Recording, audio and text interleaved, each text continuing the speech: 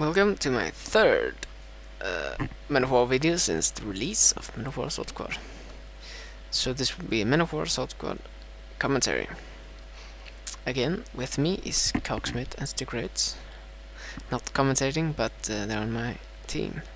It's a 3-3 on the, I believe is it Riverbed? And I will be playing against the Japanese to show you how easy you can beat them, really. And I will be playing as USA. And our opponents are not the best ones, but you will see either way. And here you can see I'm just taking some examples. The Japanese have the Type 90 something bolt action rifle, which has 5 shots, I believe. And yeah, you have to reload it every time, whilst the Americans have the M8 Garand, which has 5 rounds in its clip and can fire much faster, which means I will suppress them before they suppress me. And sure, the British, oh, what I'm saying, the Japanese have a machine gun, but it's not that much better than the Americans. It's quite accurate, but it doesn't add. It doesn't fix its the group's inferior firepower. And here I'm doing some thing that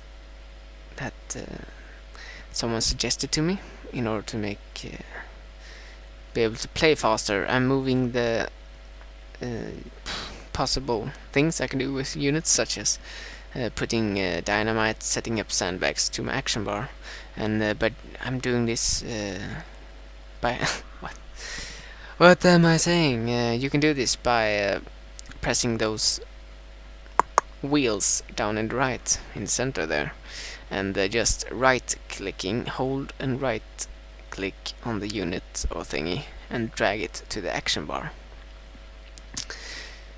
And yeah, the Americans, what do they have better? They have more firepower, they have more armor on their vehicles. They're basically superior in all lines of field except artillery, that is. Light artillery, let's say. Since the M12 and Priest and Calliope are superior to the heavier Japanese ones, since the later Japanese ones don't have much armor. And yeah, if we check the special units, they have better units there too. Super Pershing, it's very hard for the Japanese to take out, or even just a Pershing. I did in a recent video, but that was because I had a flank and luck. And here they bring in a Chicha, which is a light tank, which I can take it out with a Stuart if I wanted to. And yeah, if the Americans bring in a Jumbo, which Stickrates will be doing later in the game, you won't see it. But if they do, it will be very, very hard for the Japanese to counter it. So really, they are the underdogs in everything. And one thing you can do when playing against Japanese is to get an M19. I brought in a Chaffee now. It's not the M19.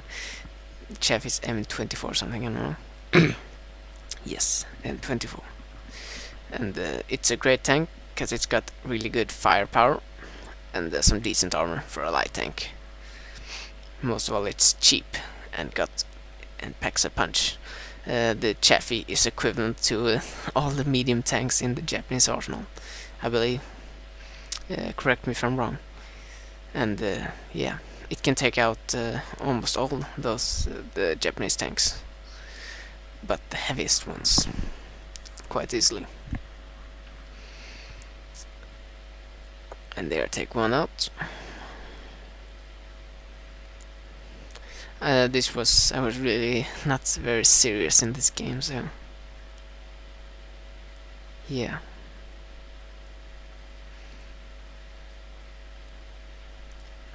You will learn a lot, but I will state out obvious shortcomings of the Japanese.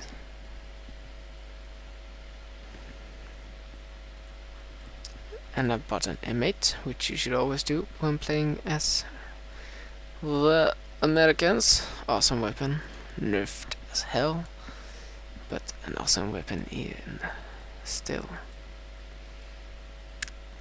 And what to do if you're Japanese against Americans? Eat, pray, queef, I don't know. Basically keep them at a low tier level. Kill their units as fast as possible, so they have to keep a low tier level, which you can handle. Yeah, that's about it. Win fast. Fight in built-up areas. That's have to be the key part in your strategy. Because in open terrain, they will shoot you very roughly. I mean, even my M8 contuses his units, since they got so poor armor. Although the anti-shell really contuses medium tanks, so you can take that into account. But the M19, if you buy it as Americans, you can basically take out anything. It's an autocannon, even, or plus on the autocannon thingy, since you will 90% of the time get first shot off. And that means that the enemy won't be able to return fire. And as long as you stay hidden and don't let them kill you, you will kill them. And here I'm trying to just do some silly things, trying to dynamite his tank. And I believe I was able to do that. Had some trouble with it. And yeah, you really shouldn't be doing as I did right there. Yeah, I'm just fooling around. So if you don't like fooling around, you can quit already. Because they will get their asses kicked, or I will get my ass kicked, because I'm doing some really stupid things. But the M19, its 40mm cannon will be able to destroy most of Japanese vehicles. And buildings, for that part. If you're fighting in a build-up area, an M19 can be a really good option, since it chews through buildings.